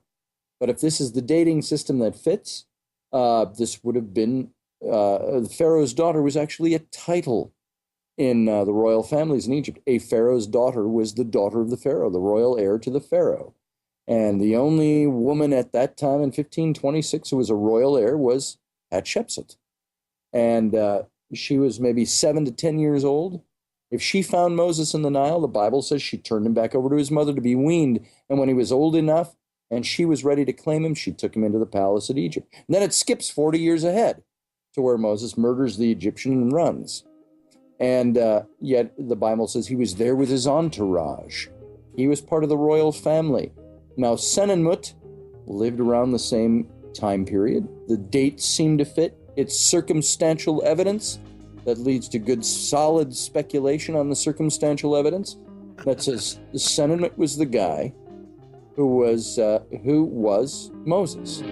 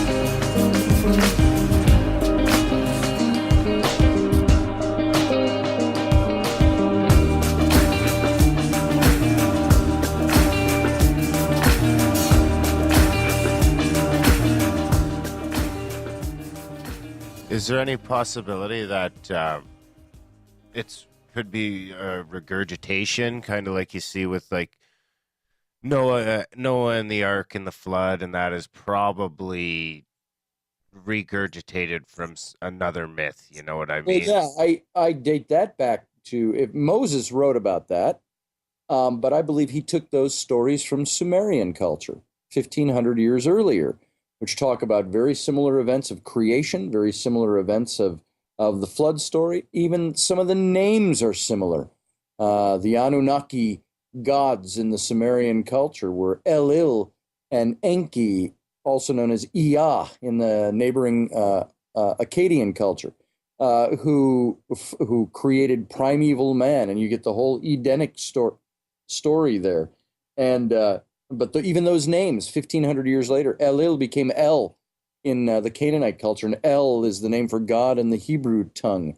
And El begets El Shaddai, El Elyon, El Elaya, I think is one of the other ones, and Elohim. And these are the names derived from El, the chief god of the Anunnaki. Enki Iyah becomes, in the Canaanite culture, Yahweh, which is the word for Jehovah in the Hebrew tongue. And so all of these things have cross correlations. I believe Moses took information from past cultures. And without going into a half hour describing that whole, the similarities there, trust me, the similarities are so close that you have to say Moses borrowed information from other cultures and other religions to establish Judaism. But you disagree, John? No, I don't actually. I totally agree with Scotty. 100% there. What's your no disagreement? Even I on just who disagree with Moses was and everything? No. Well, John's got his own with version, fancy. right? Yeah. John agrees with my version. He just has to present a counterpoint. So what's your point? Well, it's not really. I mean, this is the beauty. I do, all joking aside, I see a lot of efficacy in Scotty's theory. And as Scotty says quite rightly, the problem with my theory, as Scotty will say, is that I don't rely upon the Bible itself per se. I'm looking for a characterization of the Moses figure rather than the actual man himself. I'm looking for a character that could have been used by the 72 Judaic scholars at the museum who used that character to invent, from my perspective, the Moses character, the man. And the chap as Scotty said before, the chap I've been looking at is Amenhotep, son of Hapu, the great vizier, the hereditary crown prince, the great architect of the house of Amenhotep III, who was the grandfather to Tutankhamun and the father to the heretic pharaoh Akhenaten, which you're familiar with. And Amenhotep, son of Hapu, was the vizier at the time. He was the great vizier, and he was in charge of the house of Sitamon, who was the daughter and the wife of Pharaoh Amenhotep III. The crown prince, the first crown prince, which was Tuthmosis, who was the older brother of Akhenaten, both of which these two characters disappear, which allowed really Akhenaten to take the throne. Because if Tuthmosis was still around, then Akhenaten wouldn't have taken the throne. So there's a little bit of conjecture there, which I put in the book as well. So it's a fascinating story when you start to get into it, and when you start to really look at the evidence, both on Hatshepsut, Amenhotep, son of Hapu, even Ramesses. You start delving into the Egyptian history, and you can start to pick up bits and pieces of it that have efficacy within the biblical narrative. It's very difficult to actually pinpoint with 100% accuracy and say, this is how it is. And even we don't conclude in our own book that this is how it is. We do not definitively go out and say, this is the truth. Yeah. Because you can't. That no one can do that, not yet, not without hardcore evidence. And that's what's missing. Alex Jones does it all the time. We just don't have it. We weren't there. We'll never know. And these globalists, they get out there and they throw out these conspiracies of Moses, and they're all reptilians, and they're out there and they form the Illuminati, and they are going to take your money. They are going to take your freedom. Carry on, John. That was good. You've been learning well from Micah. He does the best Alex Jones. How am I meant to follow on from that? Sorry, brother. Carry on. Oh, just because your lover wears a beard. Indeed. Oh, And dear. it's made of gold. So Yes. I have a quick question. I have a quick question, though. Okay. Sorry. I'm going to throw this one at Scotty live on air, even though you're not live, but you're on air. All right. Wasn't Senimut a eunuch? No. Is that like a he/she? No, that's a man who has been denuged to be in the service of the queen. No, I don't think he was a eunuch at all. Are you sure? I'm sure. There are theories that he was a eunuch because base those theories not because there's any record that says, I, Senimut, was today detesticalized to be in the service of the queen. There's nothing that says that. There are speculations. Well, according to that picture, there's something missing from that picture, is there not? Well, from the 3,500-year-old pornographic picture. Yes. Well, Isn't there something missing from there? There's no penis missing, but you don't see testicles. But how many testicles do you actually see? How many testicles do you actually see? There you go. Hard evidence. Oh, boy. He's missing. Hard evidence. No pun intended. They could be tucked under or something like that. I mean, Tucked under. Tell me, Jesus. how many times do you see the god Min's testicles dangling below his erect penis? You don't. So, John, are we saying then, is Scotty saying that the guy in the porn, the guy in the back in the porn is Moses? Yes. Yes. Ah, yeah, okay, I figured it. And is a eunuch. Well, mind you. And the one that he's actually behind is wearing a strap-on. Strap-on beard. Face strap The on. gates of hell have opened up for us. Let me elevate this conversation for a moment. That Moses could have had sex with the queen, it's not at all out of the question. The picture you get of Moses, when you start reading the subtext between the lines of even the biblical story, he was an arrogant bastard. He was a man who was kingdom making. I call him in the book, my book, The Rise and Fall of the Nephilim, the chapter on Moses, I entitle it The Pharaoh God of Israel. Because I think what he brought to the table with Israel was all the training he got in the palace in Egypt. And he is a man who was separate from the people. He's a man that stood alone. He's kind of an enigmatic character in a way in the Bible. In that, like there are passages that said, he always pitched his tent outside the camp, away from the camp. He didn't want people bothering him. He would tell people, he wrote in the book of Exodus, and Moses pitched his tent outside the camp, and there God would descend in the form of the cloud on his tent, and Moses would talk face to face with God as a man talks to his friend. Then 9 verses later in the same chapter, Moses pens, and no man can see God's face and live. Now, what is that contradiction? What does that mean? I don't think it's a contradiction at all. I think Moses was establishing something there. I am not just a man. I am a brother to the gods, which is what the pharaohs were. Now, keep in mind, Senimut was named by Hatshepsut. The Bible says she called him Moses when she pulled him out of the Nile. But according to Egyptian history, somewhere along the way, she renamed him. Just like she had a name. Her name was Matakare. But she took on her regnal name of Hatshepsut when she became the wife of the pharaoh, or came to the throne. And she renamed Senimut. She raised him to power. She granted Senimut 92 different royal titles. And all we know about Senimut in Egyptian history is he was born to commoners. Now, in Egyptian history, would they write child of slaves? Or would they write born to commoners? But she elevates him, gives him 92 royal titles, including Grand Vizier, one step off the throne of Egypt. She makes him the Grand Royal Architect. She names him the hereditary crown prince of Egypt. But she also gave him his name. Senimut means, in Egyptian, mother's brother. In other words, I, your mother, have elevated you to the status of brother to the gods with me. And I believe this is what Moses carried into ruling over over Israel. He was the Pharaoh God of Israel. he believed because of his Egyptian training. I don't think you can go 80 years and be converted into another religion without bringing with you everything that you've been trained to do. And I believe he was well qualified to be the leader of Israel, but he brought with him all the training to be an Egyptian ruler. And he separated himself from the people, not only physically, but also in status. When he said, I spoke to God face to face, but no man can speak to God and live, he's saying, I'm more than a man because I can speak to God face to face. What does that make him? In Egyptian terms, a brother to the gods. Or a liar. Or a liar. Mm. And God appeared to me in... It's more like a political scandal, isn't it? Sex for titles scandal.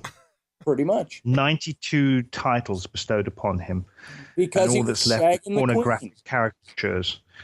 What do More you like think the sex talk- for titles. What do you think the talk must have been in the palace or in the court about Senenmut? You know why he's got 92 titles? He shags the queen. A eunuch. Yeah, a eunuch, right. From behind. I could see a eunuch coming to the queen. Was there people watching in that painting, or What's that? in that painting, in Yeah. that artwork? Was there people watching? Like, was it? Like exhibitionism? No. Yeah.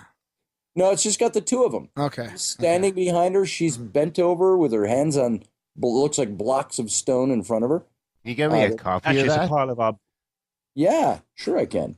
What is it, John? What are her hands on? She's leaning on a pile of our books. Oh, Yes. yeah. Oh, we have strayed. Well, But so all joking aside, it's going to be a phenomenal 2 weeks adventure here in Egypt with the rest of the gang. There's going to be 10 of us gallivanting from site to site, taking in as much as we can from site to site, and it's just going to be an awesome trip. It really is. So that's good. You're confident that Egypt is a fine place to visit right now, even though there's a little bit of stuff going on in the Middle East. So everything. There's more. I mean, there's stuff going on everywhere. We had this conversation this morning actually on our did you? show. Yeah. Yesterday we ratified the Constitution. That was fantastic news here in Egypt. A 98% ratification, yes vote, I should say, for the Constitution. So that's now been ratified. We're going to go to general elections, hopefully in March. So it's finally Egypt is back on track, which is great news. Trouble-wise, yes, there's trouble everywhere. But I mean, as we said this morning, we were discussing it. There's trouble in Syria, there's trouble in Iraq, Iran, Afghanistan, Lebanon, Israel, Jordan, Libya, Tunisia, Morocco, Spain, France, Germany, Italy, Greece, the former Yugoslav, Russia, England, America. There's trouble everywhere in the world. It doesn't matter where you go. There's always somebody somewhere trying to do some political movement, and by expressing himself, he either shoots up a bus full of nuns or pulls a secret cord in his vest and goes Allah Akbar, or is doing something. You can't escape it, especially in today's media as well. I mean, it's instantaneous. Somebody puts a bomb off on some coach somewhere in the world, and 2 seconds later you're watching it live on your Android phone while you're on the other side of the world. So it's instantaneous news now. So we hear more about it. So I don't think there is no problem here in Egypt. I feel safe as houses here, always have done. That's and good. the most sensible advice is if you see trouble, you go in the opposite direction. Yeah. Run away! Run away. Yeah, run and cower. So Well, no, we don't run and cow. We just run away. yeah. And regroup. Yeah. Brave Sir Robin Reformalize. ran away. So you guys are going to go to the pyramid, the Great Pyramid, and the Sphinx? Sphinx Yeah. too? Yeah, Sphinx too. You ever been there? I smoked a doob No, on the I've Great never- Pyramid. Yeah, I know. That's what you said. Fuck. I haven't been there yet. I'm going to go there and crash at John's place here eventually. Once my kids are old enough that I can. Did Or you know maybe that I'll we're take moving? them. You better kick Scotty out first. We're moving to Quebec.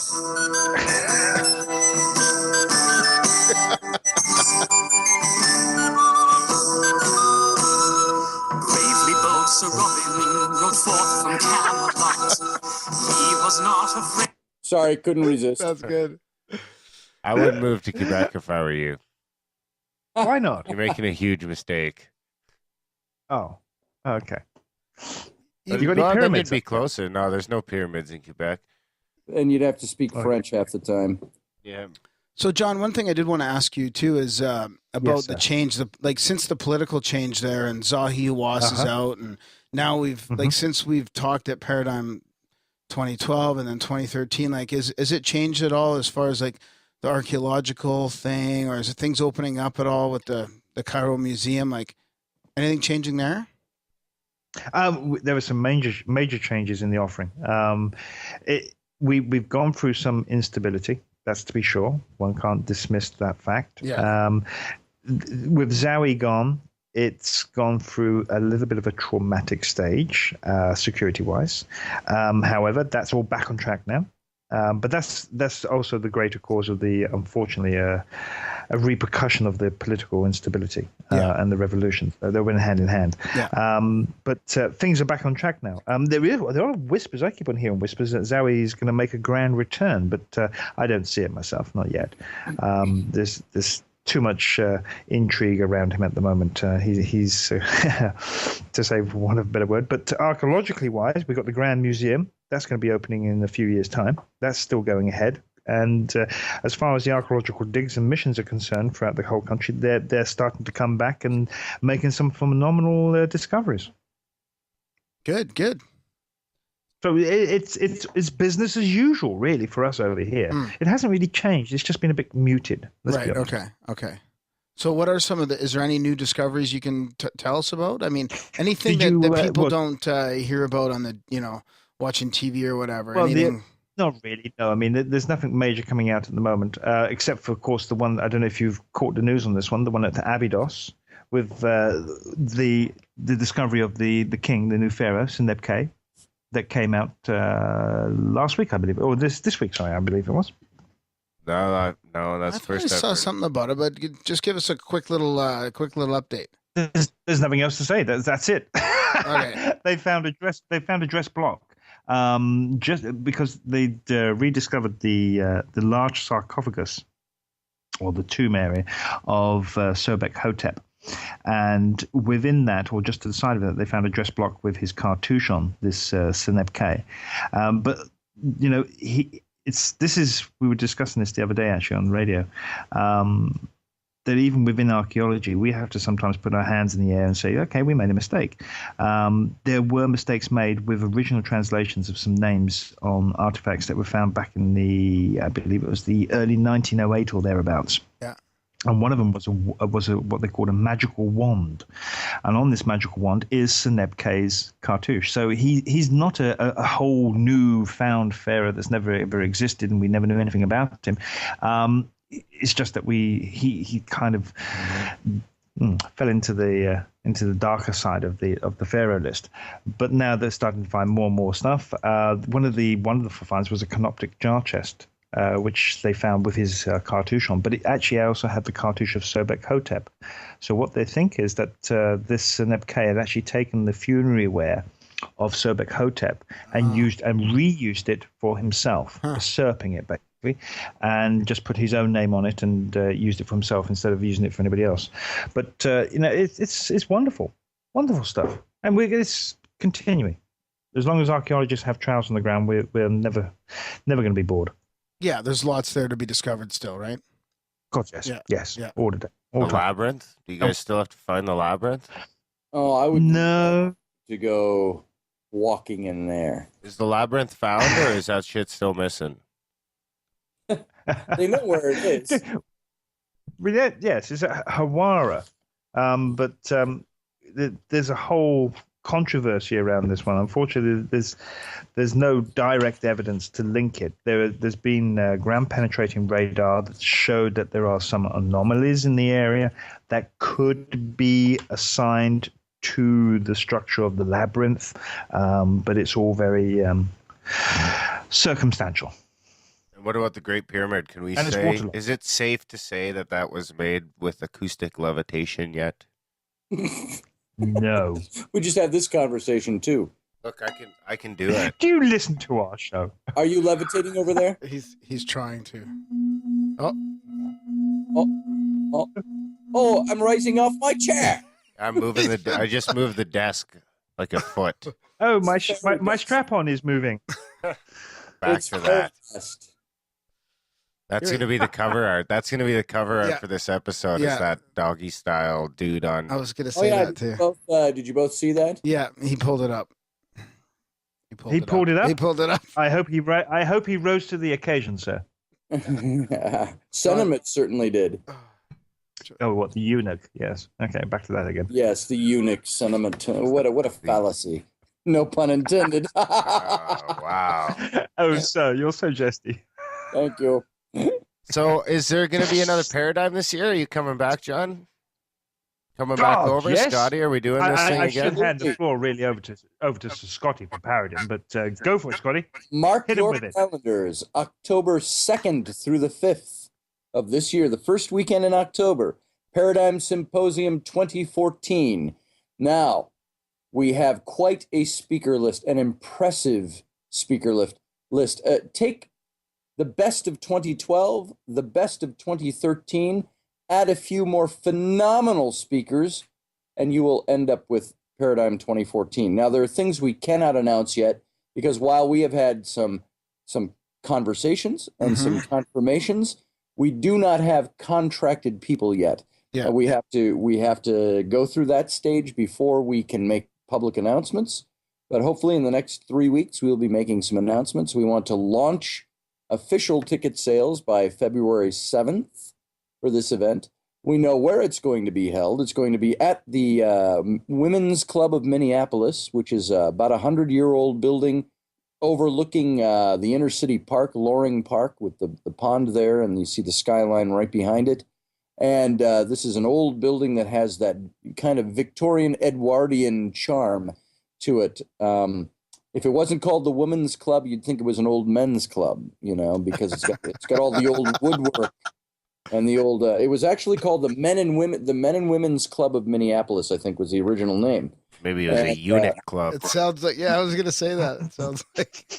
And they've got a 650-seat theater there with the full stage, the ballroom where we're going to hold the expo as well. And the dinner will be there in the upper dining room, and there's the big lobbies lounge that has the big marble fireplaces and the terrace overlooking the park. And it's a gorgeous setting. Oh, that's great. And this will be, again, October 2nd through the 5th, 2014. Phenomenal speaker list. Think of the one of the biggest speaker we had at our first Paradigm in 2012, and that person has committed to coming again, and plus several others. So it's going to be quite the phenomenal event, because we are making some changes in that we're going a bit deeper this year with the substructure of the Paradigm, as well as the people are going to be speaking. And I think that we are more than likely going to shoot for packing out that auditorium. Great. So, well, we'll be plugging that. We'll be plugging that on our show for the next few months. Or we'll keep everybody Fantastic. up to date. Yeah. So where are people staying then? Are they staying in the women's men's club, or? They're not staying at the Women's Club. There are hotels all within just a few blocks. Oh, that's good. So within walking distance, or maybe? All walking distance. Oh, 5 that's good. from the Women's Club. Unlike St. Paul, and Graham, you were here in St. Paul, the twin cities of Minneapolis and St. Paul. St. Paul is a little quainter city. It's a little more old-fashioned. They roll up their carpets at 5 o'clock every night and every weekend, which we weren't quite fully aware of until we had the symposium there, and we found out after Friday at 5 o'clock, the city closes down. And there was no place for people to eat. The hotels, St. Paul is on hills, and if you walk to your hotel, you're walking a mile uphill. But now in Minneapolis, we're in different terrain. It's flat. It is a bustling city. It is open 24/7 practically. And there's a lot to do right around the Women's Club there. Oh, that's great. So the hotels, we have not secured the exact hotel we're going to be using yet. I've talked about 5 or 6 different hotels there. We're going to get the best deal for our people. It's a downtown hotel. So unlike the first year, where we were able to keep it just barely under $100 a night for people, in St. Paul, it was $110 per night. In Minneapolis, it's going to be around the same, maybe another $10 on top of that per night. Yeah, oh, that's okay. Because we're in a city hotel as opposed to suburban hotel. Yeah, no, it's good to be downtown like that. And so cab ride 5 minutes to any one of these hotels. Yeah. If you walk, you can walk around the park, through the park. And just a couple of blocks away, you've got like the Millennium Hotel, you've got the Fauché Hotel, you've got the Hyatt, you've got the Hilton, you've got everything is right down there. We're waiting to see who's going to give us the best deal for having 250 to 400 people stay at their hotel. So it might be spread through a couple of those hotels. Yeah, down. no, that's great. But all activities are going to take place at the Women's Club. They have their own kitchen facilities, so the banquet will be there. Any of the cocktail parties will be right there in their bars. People can order food right there. So there's going to be everything is self-contained there. Yeah, and so all people have to do is go back to the hotel to sleep. That's good. So hey, I wanted to ask you guys also about your Exodus adventures, because you guys are sold out for February this year. Are you having another one after that? Yes, we are. No, indeed. When will that be, in the summer? That's going to be 2 weeks after the Paradigm Symposium, October 13th through the 25th. Okay, so there's 2 of them this year. Okay. It's going to be the second one. Thanksgiving's the 13th. Okay. That's, is that Canadian Thanksgiving? Yeah. Also known Okay. as real Thanksgiving. What do you give Thanksgiving for? For being the shit. For Her Majesty the Queen? Or to give thanks. For Her being Majesty the Queen. for America not invading them and taking them over. Or for not being eunuchs. Yeah. And that's all I'm thankful for that every day. My 5 children are a testament to my non-eunuchness. Non-unicity, unicosity. Unicosity. Non-unicosity. So are you guys going to book with us? Are you going to be the first 2 to book for the October gig? I'm seriously considering it. Pretty tough for me to get away for 2 weeks. My wife would probably shoot me if I just said I'm going to Egypt for 2 weeks. Let's bring her along. Yeah, and then I get a haul I'd have to wait till my kids are a little older now to take on something like that. I actually understand your pain. I feel your pain there. I have a wife who cannot come on these trips right now. Simply because we cannot leave our small children for 2 weeks, and she doesn't like to fly. And flying 21 hours to get to Egypt, we went to Washington D.C. a few years ago, which is a 3-hour flight. My wife had the affectionately known as the barf bag out of the pocket of the seat in front of her, and holding that to her face most of the trip. When we landed, it was like 110 degrees and 110% humidity and dew points. And it was just drippy, hot and wet. We walked on the mall from the White House all the way up to the Lincoln Memorial, which is about a mile down the mall. And we stopped for ice cream. And she said, I want one of those rocket pops, the popsicles that are red, white, and blue, and they're shaped like a rocket. And she pulls the wrapper off, and it's so hot outside, it melted and fell off the stick and right on the ground. And my wife turned to me after all of that. This was 2 hours after we got off the plane. We had trouble getting the rental car, everything. She turns to me and she goes, I hate Washington, D.C. So she hates flying. I'll be at Paradigm, though, this year. We're planning to come to that for sure. So, and I will seriously consider the Exodus. It would be great to have you there. I'd love to have you there. At both events. Yes. Yeah, well, we'll be, like I said, we'll be pumping the tires of Paradigm all year, so that'll be good. Fantastic. And we do have to add that we have now entered into quite an interesting collaboration with KGRA Radio, where we do our show. And we are collaborating to we have become Intrepid Magazine is now the official publication of KGRA, and KGRA is the official radio voice of Intrepid Magazine and Paradigm Symposiums. Oh, great. Good. That will be an interesting. That's a new twist on everything we're doing. Trying to build a nice media block there where people can kind of have an all-in-one and both in written word and spoken word. Did I hear you say something about you guys are working on another book in your show during your show? We are. We are. Yes, we Is are. it- Scotty's working on besides the porn books. Well, that's it. Scotty's working on his trilogy of porn, Yes. eunuchs and strap-ons. And then 50 Shades of Abu or whatever. No, I'm Apu. doing that. I'm That's going John's book. to bring that out this Oh, year. okay, 50 okay. Shades of Apu. And see how far I get with that one. We're going to do a that could graphic be- novel with that one. If you need a hand with that one, John, just let me know. Can I do a pop-up book? Oh my a little whip and some handcuffs pop up, and Yeah, and you got those little tags that you pull and they do things. I have visions now. John, for the scholar he is a foul, foul little man. yeah, he's very frisky tonight. He's frisky. It's the Well- morning for me. That's why. I must say, he has a gorgeous wife to be. I don't know, Graham, you met Maria Nilsson, Dr. Yep. Maria Nilsson. She is a scholar and an academic, but she is probably one of the most, how would you say this, fetching, blonde-haired, blue-eyed Swedish women I have ever known. Yep. Fit as a fiddle, and Oh yes. John is a happy man. Yeah. Yeah, baby. Perfect. But no, we're doing our next book, which we will finish this year, is on the lost armies of Pharaoh, which follows the armies of Cambis, or as Scotty would like to say, Cambyses. Keep in mind, it's spelled C-A-M. And guys, how would you pronounce C-A-M-B-Y-S-E-S? B-I-S. Oh, B-Y. S-E-S. Okay. B-Y-S-E-S. Yeah, Cambyses or something like Cambyses. that. Yeah. John says it's Cambus. So there you go. But that's like those English towns like Worcestershire when it's really just Worcester. It's Worcester.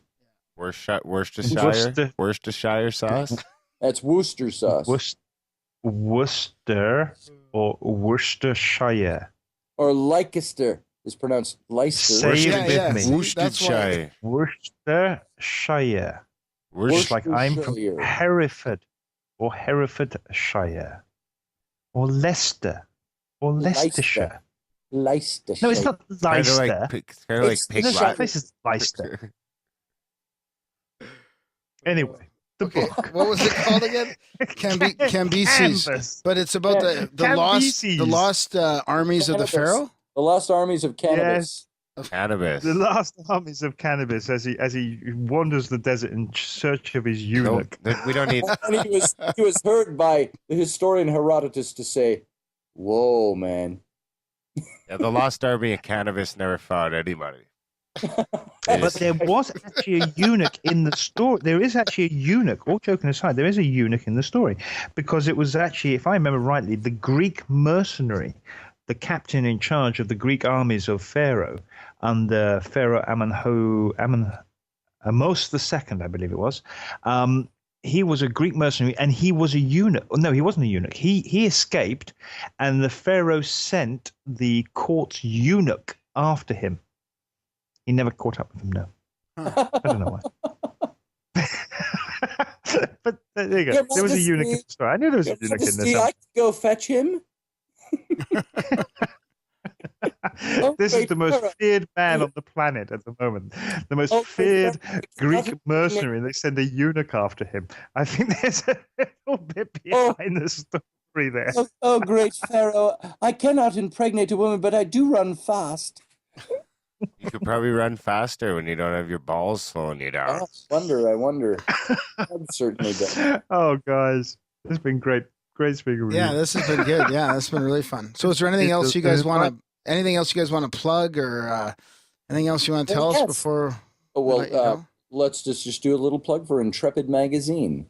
Yes. That is our magazine, Yep. and new issue coming out very shortly.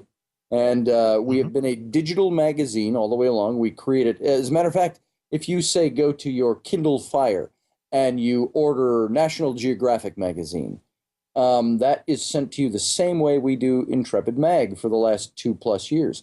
Is that we Intrepid Mag is made to go to print, but we burn it down to a PDF and we release it digitally.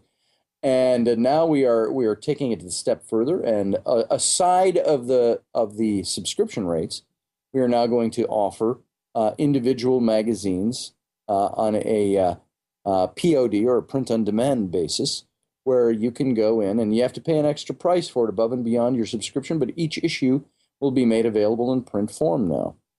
So that's a new twist on Intrepid Magazine coming in. You just go to intrepidmag.com and you can subscribe for $16.95 a year. And above and beyond that, we will have links very shortly put up to order the hard copies if you wish to have those for your own personal collection. Do you contribute to that, John? Do you have a column in there or anything like that? I do. Yes, I contribute. I have been contributing and will continue to do so. Very nice. And I'm really I'm quite hyped actually. I'm really looking forward to this coming year. And the combination between Intrepid Magazine, KGRA Radio, our own radio station, Intrepid Radio itself, the Paradigm Symposium, our books that we're hoping that we're continuing to do, the trips that we're doing here in Egypt, and also hopefully, further Paradigm Symposiums and further expos. So it's going to be a really exciting year. Plus, we've got the publishing arm that's lifting off now as well. So there's a lot of irons in the fire, so to speak. So it's going to be a phenomenal year. Yeah. Phenomenal. And then you've also got your dig. Your day job. They kind of, got to help Marie out there too, right? Yeah. Oh yeah, that's coming together. We arrive on site on where are we now? February 1st of March. We arrive on site and we'll be there for 2 months and then back again in the autumn for another 2 months. Oh, good. So we're really looking this first 2 months, this first season we're doing this year. We've got the pleasure of some great academics joining us, Professor Jim Harrell, and the rest of the crew is going to be there, and it's going to be a great time. We're looking forward to it anyway. And Scotty's going to be there. I will be there as well. Great. Well, we need guys, a new coffee maker. Plus my usual eunuch. He's not available. I'm just picturing something I shouldn't picture. But Scotty is a eunuch? Yeah, making a coffee. With a strap-on beard. All goes hand in hand, doesn't it? I do have to find a strap-on beard. I do. I'll put it on Rainy. Graham can send you his. Doing this. Oh man, that was under the belt. Well, it's been seriously a fun time chatting with you guys, and it's been great. Yeah, Thanks for having us. Thank you for the levity, and for letting us just have a conversation like guys. Yeah, that's awesome. Yeah, it's great. We'll be doing it again for sure. All joking aside, guys, this is what I love shows like this where you can just hang out and chew the cud, as you say, and just say what comes to mind, talk about general stuff, and have a bit of a laugh as well, and at the same time be a little bit serious. And but that's what life's about,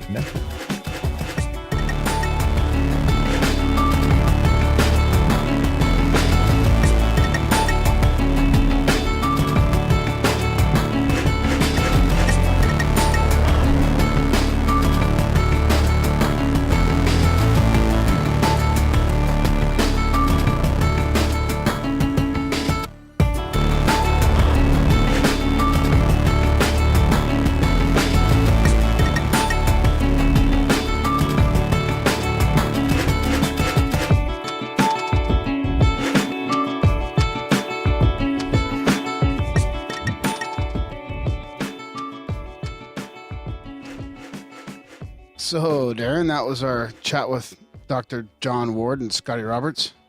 Yeah, that was a fun one. Definitely had a laugh and a light conversation. I really enjoyed it. It was nice to kind of see those two let their guard down a little bit. Yeah, that was awesome. So imagine traveling around Egypt for like 10 days with those two guys. Yeah, exactly. Maybe one of these days I'll get in on it. Hopefully it sticks around. We'll send you maybe next year. Yeah. Like I mean, Egypt is fascinating on its own. Imagine just going like kind of backdooring it with those guys. a Grimerican abroad. Is that really how you wanted to say that? Backdooring it with those guys? Yeah. That's okay. It fits with the episode. Okay. Yeah, I guess so. Excuse me. Yeah, that was a good one. I hope you guys enjoyed it. I think we actually might get in touch with them for a little segment or two while they're actually on their expedition in Egypt. So we're going to try and swing that. We've been talking in touch with them about it a little bit already, so we'll see if we can't put that together. Yeah, that'll be on their Exodus reality adventure, like right from the... Right from the dunes. Yeah, right from the dunes. Right from the... On a cell phone. So yeah, please get a hold of us if you want any... we like to hear feedback. Yeah, you can get us... Darren at Grimerica.com, Graham at Grimerica.com, Twitter's at Grimerica. Of course, you can find that all on the contact page at the website, Grimerica.ca/contact. Next week, we'll have Daniele Bolelli episode will come out. That was another great chat. Yeah, after that, we'll have RD6 Killer Clark come out. Yeah, talking about some... Encounters with the Star People. Yeah, that'll be coming out after that. That's as far as we've got planned right now, I think. Well, we got lots lined up, though. But there's tons lined up. We'll never run out of people, that's for sure. No. Or ideas. Exactly. Yeah, send us your feedback, things you think we should do or shouldn't do, or let us know. You want to listen to. And get your Grimerica flyers. Yeah, send the pictures. Take a picture, send them in. We got one picture from Jared. He tweeted in that I can start the page. Maybe actually by the time this comes out, I'll try and have that page started, so that people can go and check out the gallery as it comes. Cool. But I think that about wraps it up, guys. You'll find the show notes. Graham will track down all the shit we talked about.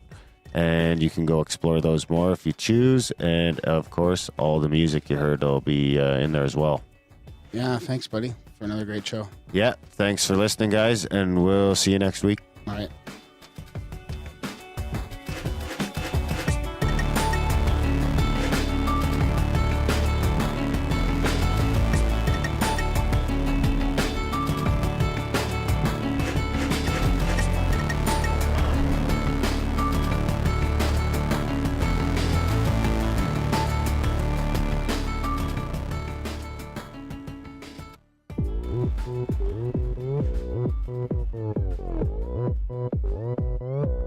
Martian style.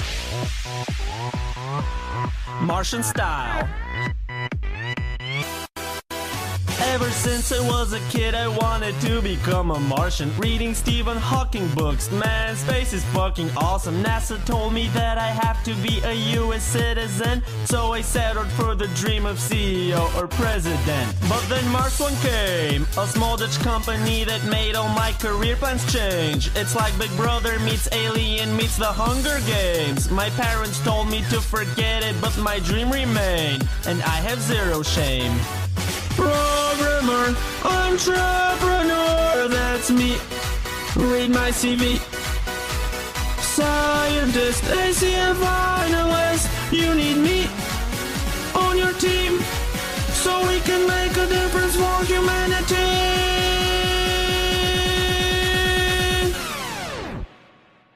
Do it Martian style. Martian style. Do it Martian style. Martian style. Do it Martian style. Hey, purple ladies. Do it Martian style. You can have babies when you do it Martian style. Do it Martian style.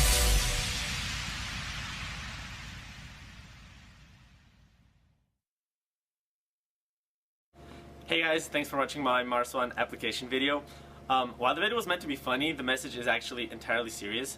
I truly believe that colonizing Mars is the next big step for mankind, and it's been my childhood dream for the longest time to be part of this endeavor. So for those of you unfamiliar with Mars One, it's a non-profit organization that seeks to establish a permanent settlement on Mars by the year 2023. And they already have literally hundreds of thousands of applicants that have submitted their applications in hopes to be chosen as one of the lucky 6 to end up going on this mission. And obviously I'm one of the hundreds of thousands of applicants. So if you like this video, if you like me, please support my Mars One application. The link is right here.